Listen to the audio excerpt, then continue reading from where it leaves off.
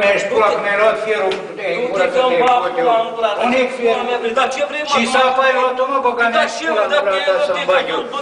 Făcut-te în gură că te-ți spun până acum pula mea, mi-ai luat fierul. Tu vezi ce viață grea aici, băga mi-ești pula. Cu Băsescu tău, băga mi-ești pula în el. Și în gâtul lui Iliescu, să-mi ducă pula Iliescu și Parlamentul și Năstate și băgăroși. Da, băga mi-ești pula, că spun până acum te ia mama drept. Acum că-ți dau una căruță, te în gură.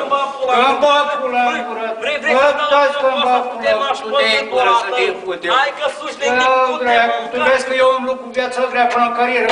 Dar ce mă, bă, ce ai mă ajung? Ce pula mea mi-ai luat sapa, mă, băga mea? Dar ce mă, dacă-i sapa mea? Eu am găsit-o. Cum, mă, unde-ai găsit-o, mă, băga mea? Să-mi bag pula în gura ta. Și freza ta aia cu alu Băsescu, să-mi bag pula în viața grea. Asta, ia uite ce cariu aici, ce are, băga mea? Mi-ai luat și fiate, băga mea, și pula. Oameni buni, mă scuzați, dar... Hai să vă... Bă, du-te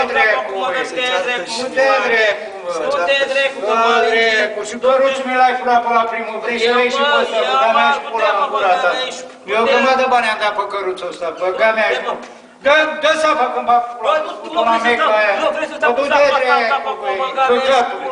Băga mea și pula în părul ăla al tău să te fut.